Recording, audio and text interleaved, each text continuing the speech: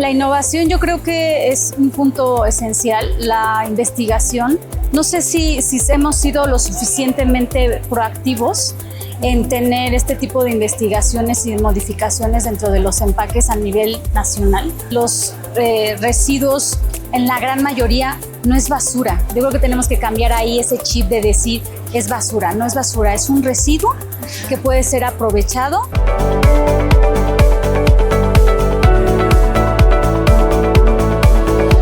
Bienvenidos a The Food Tech Podcast, gracias por estar acá. Mi nombre es Ingrid Cubas y en esta ocasión recibo con mucho gusto a Susana Hernández, directora técnica de Amipac. Gracias por acompañarnos. Muchas gracias a ustedes, Ingrid. Y quería empezar preguntándote a ti, ¿qué fue lo que más te atrajo para poder empezar a trabajar en este ámbito, en el ámbito como del empaque? Pues mira, en la industria del plástico hay mucha amplitud, hay muchas áreas en donde se puede trabajar y el envase y el empaque tiene un porcentaje alto de donde la industria se mueve. Estamos alrededor del 45%, 44%, más o menos ahí se oscila. Y creo que hay muchas áreas de oportunidad en donde se puede trabajar. Entonces, de ahí mi interés. Desde hace muchos años que he estado trabajando para la industria, 16 años, 17 aproximadamente. Y la parte de normatividad es uno de mis pilares. ¿Cuáles son las principales oportunidades y al mismo tiempo los riesgos que han identificado que tiene actualmente la industria mexicana del plástico a nivel global? Bueno, yo creo que tenemos grandes oportunidades en cuanto a que estamos creciendo como industria, en la industria particular del plástico. Ha habido mucha innovación en los últimos años. Estos movimientos internacionales en el que el plástico se ha vuelto el foco para evitar que haya residuos en el ambiente por este material, nos ha dado la oportunidad de innovación nuevamente, porque el plástico yo creo que es un material muy noble, pero también hay que ver esas oportunidades de regularlo y en la materia internacional, muchas fuentes que vienen de manera externa, sobre todo de Europa, y nuestro país vecino, ¿no? En Estados Unidos, que tenemos una gran influencia y que para nosotros pues tenemos que irnos moviendo junto como se va haciendo el mercado. Hay muchos retos también en cuanto a que hay mucha competencia. El mercado asiático yo creo que viene súper fuerte y cada año también hace innovaciones que nosotros tenemos que estar pues revisando y a ver si también de manera interna como mexicanos podemos hacer algún tipo de innovación a esos niveles, ¿no? Yo creo que el reto es importante, pero no tenemos que dejarnos atrás, ¿no? Como México yo creo que somos un país en crecimiento y en este ámbito de envases y empaques yo creo que no tenemos que quedarnos atrás. También tenemos que saberlos utilizar de manera correcta a modo de que pues sean sustentables, ¿no? ¿Cuál crees que sea como el punto clave que tendríamos que aprovechar mucho más para justo ponernos al nivel que nos caracteriza y que no nos afecte como la influencia de otros mercados, como mencionabas, el asiático? La innovación yo creo que es un punto esencial, la investigación, tanto nacional o local, creo que tiene que ser un punto focal. No sé si hemos sido lo suficientemente proactivos en tener este tipo de investigaciones y modificaciones dentro de los empaques a nivel nacional. Creo que tenemos que impulsar más este tipo de acciones para que no nos sigan ganando mercado, exacto. Y justo esto me lleva a la siguiente pregunta, como para saber desde tu experiencia qué tan apta, qué tan preparada está la industria nacional como para poder cumplir con estándares internacionales que al mismo tiempo logre competir, ¿no? Tanto a nivel plásticos y al mismo tiempo de empaques con otros mercados. Creo que nos falta un poco más de cultura respecto a seguir normas de manera general.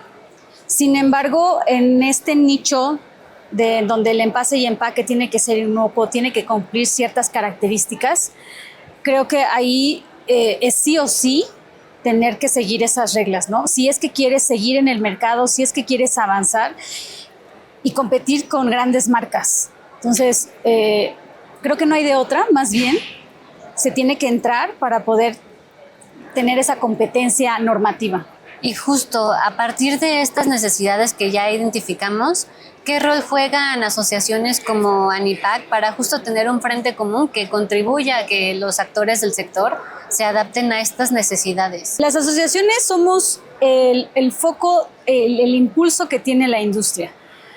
La industria tiene que utilizarnos para ir no nada más como ANIPAC, por ejemplo, sino en alianza con otras organizaciones, otras gremiales, para justo como mencionas, tener esa fuerza motriz que como industria nacional tenemos que ir representando para que los intereses se mantengan, no haya una afectación en la economía también, porque a veces nada más pensamos que la industria lo único que quiere es vender y pues sí, o sea, sí, pero pues también trabajamos de la mano con otras entidades como es gobierno, como es la sociedad civil, ¿no? Entonces, creo que nos tienen que utilizar más para poder fortalecer a la industria nacional. Si pudieras puntualizar un poquito sobre justo estas acciones que han ido haciendo con gobierno, con sociedad civil, ¿cuáles han sido como algunos casos de éxito que podrías compartirnos para que también se haga visible toda esta labor que hacen detrás? Claro, la modificación, por ejemplo, en los procesos productivos de la industria del plástico que se han basado, por ejemplo, en el rediseño del producto, que las materias primas se diversifiquen o que busquen una reciclabilidad del producto, si es que es el caso, o que también haya productos con base en la compostabilidad. Dependiendo del tipo de producto que se esté envasando, pues para ver cuál es la mejor opción en cuanto a la minimización del impacto ambiental. Okay. Porque decimos, bueno, es un empaque verde, ¿no? Le llamamos empaque verde, pero a fin de cuentas todo tenemos un impacto. El punto es minimizarlo lo más que se pueda. Y yo creo que alguno de estos rubros que te menciono, no me podría focalizar en uno en específico porque va a depender del producto en el que lleve, pero creo que ya no nada más irnos por un tipo de que un producto sea utilizado y desechado simplemente, sino que sea pensado para que ese residuo tenga algún fin de vida, ¿no? Claro. Justo ahorita que decías de un producto verde, ¿no? Que también hay como muchos descriptores, palabras que usamos luego para referirnos a ciertos empaques que ni siquiera tienen validez, por así decirlo, ¿no? ¿Cuáles serían como los principales que recomendarías no usar porque no están bien empleados y que más bien tendríamos que decirlo de otra manera? Esa es una pregunta muy dura porque yo no podría descartar aquellos productos que les llaman de un solo uso, porque cumplen una función muy importante y una de ellas es la inocuidad. Evitamos enfermedades, mantenemos la salud, mantenemos la limpieza y la higiene dentro del producto, que se mantenga más tiempo y a su vez que nos llegue a nosotros como consumidores. No nos podemos comparar con la vida que llevábamos hace 50 años, porque hace 50 años a lo mejor no estaban estos mismos empaques, ¿no? Esto se ha creado y ha evolucionado a modo de la forma de vida que nosotros actualmente llevamos. Entonces, no me atrevería yo a decir de un producto en específico, porque todos tienen una función muy noble. El punto es saberlos utilizar y a su vez ayudarlos a que su fin de vida sea menos, que tenga un menor impacto ambiental. Y por ejemplo, hablando de los avances que han ido logrando en México en cuanto a reciclaje, reutilización, rediseño de empaques plásticos, ¿qué podrías compartirnos en este sentido? Hemos estado trabajando como industria del plástico desde el 2019 en un acuerdo nacional para la nueva economía del plástico. Este acuerdo fue inspirado en el Global Commitment que se dio con la Fundación Ellen MacArthur en el 2018. Nosotros adoptamos estas directrices, tropicalizándolas de algún modo a nuestra idiosincrasia, a nuestra educación e infraestructura, para poder establecer metas específicas de la industria del plástico en cuanto al acopio, al uso de materiales reciclados, a la reciclabilidad, a evitar que se sigan generando o haya microplásticos. Esto para el 2025 y al 2030. Entonces, estas metas se han estado se ha estado avanzando de manera gradual. Te puedo compartir que de tasa de acopio se ha estado buscando que el PET llegue a un 80% de acopio para el 2030 y el resto de los demás materiales a un 45% en promedio. Y menciono esto de promedio porque diferentes materiales se van acopiando, van creciendo de distinta forma, pero el punto es que todo se vaya acumulando y esto nos dé este porcentaje. El uso de contenido de material reciclado dentro del producto, siempre y cuando se pueda, ¿no? A un 30% de contenido de material reciclado promedio al 2030 igualmente, y que todos los productos de envase y empaque de plástico tengan alguna característica, sean reutilizables, reciclables, compostables, biodegradables o de aprovechamiento. Que tengan alguna de estas características al 2030. Muy bien, pues son metas muy claras. Sí, son muy claras. Parecieran bajas, algunas entidades dirían, no, es que está muy bajo, pero lo hemos hecho con relación a otras metas que en países de primer mundo existen, en Europa, a nivel Latinoamérica también se comparó, y creo que son metas alcanzables. Siempre se puede más, pero para ello necesitamos el apoyo de demás entidades como el gobierno y la sociedad.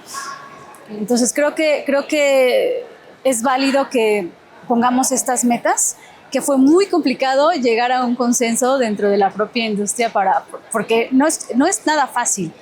O sea, la educación que tenemos en México todavía creo que es corta en cuanto a la parte ambiental, la responsabilidad ambiental que tenemos y el apoyo de gobierno que necesitamos de manera imprescindible. Y justo ahorita que mencionabas la parte educativa, que hace mucha falta, tanto eso como unión, ¿cuáles crees que serían las herramientas clave para poder lograr más consenso en estos dos ámbitos? Hemos estado trabajando de manera interna, por ejemplo, en generar campañas de comunicación, educación, haciendo ver que los residuos, en la gran mayoría, no es basura. Yo creo que tenemos que cambiar ahí ese chip de decir es basura. No es basura, es un residuo que puede ser aprovechado de alguno u otro modo. Creo que las redes sociales también nos han ayudado bastante. La gente ahora está muy metida en redes sociales y es algo que nosotros hemos estado utilizando mucho para que se difunda las buenas prácticas de cómo utilizar los productos provenientes del plástico, evitando que sean residuos, y también esta parte de educacional de ¿lo necesito o no lo necesito? Lo necesito, ok, lo ocupo y lo dispongo de manera correcta. Así yo estoy poniendo como sociedad mi granito de arena de no disponer este residuo en la calle, en el medio ambiente, que llegue a los mares. Creo que esa es parte de nuestra responsabilidad. Sí, sobre todo. Entonces creo que todos los medios que nosotros podamos alcanzar, como estos espacios, hay que aprovecharlos. Habiendo liderado varios procesos de certificaciones, de normalización también del uso de diferentes materiales, ¿cómo impactan las certificaciones para justo dar confianza a los consumidores y al mismo tiempo al mercado internacional? O sea, ¿tienen algún peso realmente significativo o es más por cumplimiento? ¿Cómo has visto que se adapta? No, las certificaciones son muy importantes, dan esa credibilidad, dan esa fiabilidad de que lo que estoy yo ofreciendo al consumidor, al mercado, realmente cumple ciertas especificaciones, tanto de funcionalidad como de cumplimiento, no sé, de disposición o de inocuidad. Creo que nos falta un poco más de conciencia en cuanto a tener una certificación. Normalmente tenemos una cuando el cliente sí o sí me la pide, ¿no? O cuando la parte de gobierno sí o sí lo necesita. Y creo que tenemos que verlo más bien como un punto de mejora en cuanto a la competencia con otra empresa y nos ayuda a tener confianza en que ese producto o servicio que yo esté usando realmente tiene la calidad necesaria para lo que se necesita y el cumplimiento de la función. Y por ejemplo, en cuestiones de innovaciones tecnológicas en plásticos, ¿qué es lo que consideras más prometedor que podamos ver en los siguientes años? Ha habido mucha modificación en cuanto a las innovaciones. La parte de compostabilidad, por ejemplo, creo que puede ser muy útil en ciertos productos. Y en otros, yo creo que el uso de contenido de material reciclado puede impulsar ciertos mercados, como es el del reciclaje. Que el producto sea reutilizable y se evite esta denominación de un solo uso. Yo creo que esas son algunas de las alternativas que se pueden dar. Sí. Hay algunas otras, por ejemplo, que el producto ya sea más ligero, que el espesor, el calibre ha sido modificado. Eso quita materia prima, el proceso es más ligero, el traslado también, ahorras agua, energía. No te podría dar uno en específico. No. Dependerá de cuál es la función que tiene que hacer ese producto. Y con base en eso tienen que hacer estudios. Hay estudios de análisis de ciclo de vida en el cual tú puedes determinar cuáles son los factores importantes o sobresalientes dentro de todo el proceso de vida de ese producto en el que tú tienes que hacer una modificación. A veces puede ser dentro de la materia prima, a veces dentro de la fabricación, el diseño. Entonces de eso va a depender si tú puedes escoger una tecnología o dos al mismo tiempo. Justo hace rato que hablábamos un poquito de lo de regulaciones, de lo importantes que son, también de certificaciones. ¿Cuáles crees que son aquellas que van a marcar la pauta para México y Latinoamérica en los siguientes años? Las tendencias que ha usado México en la regulación mucho han venido de Europa. Yo creo que allá hay que voltear a ver. Siempre se ve al ajeno, ¿no? Cómo va aquel país o cómo está avanzando en cuanto a la tecnología. Y yo creo que Europa es un punto focal que nuestro gobierno siempre tiene la vista puesta y que puede ser un factor importante en cuanto a que se traigan ciertas metas que quisiéramos nosotros alcanzar como México. Entonces yo creo que la parte de tendencia europea es lo que yo he notado, más que la de nuestro vecino. Yo creo que todavía más la tendencia europea. Entonces yo creo que hay que ver hacia ese lado de qué es lo que se está pidiendo, pero hay que tener mucho cuidado de que no somos, yo creo que ni cercanos en cuanto a educación, a infraestructura, a idiosincrasia. Somos muy diferentes. Sin embargo, se sigue tomando mucho en consideración lo que se hace en Europa con respecto a México. Asia yo creo que también, sobre todo en las partes de tecnología, ¿no? Muy bien. Pues yo creo que yo miraría de aquel lado. ¿Cómo crees que la industria del plástico puede dejar de ser percibida como un problema para entonces posicionarse como parte de la solución? La industria del plástico durante los últimos años nos hemos vuelto como el villano favorito. Sí. Estamos en todos lados, en la industria tenemos muchísimas aplicaciones, pero creo que se nos ha olvidado por qué existe el plástico. El plástico vino a sustituir otros materiales que en ese momento se estaba visualizando que podrían ser un riesgo para el medio ambiente, ya no tenerlos. La tala de árboles, el uso de agua, recursos no renovables, el uso de electricidad. El plástico es un material muy noble, es económico, es versátil, higiénico, inocuo, en fin, tiene muchas aplicaciones y tenemos que verlo así como un aliado hacia nosotros. Nos ha dado mucha comodidad y yo creo que de esa parte es donde tenemos que poner esa atención de que el plástico no es malo. El plástico vino a sustituir varios materiales que si no fuera así ya nos hubiéramos terminado el planeta de esos recursos. Pero también tenemos que ser conscientes de cómo utilizarlo.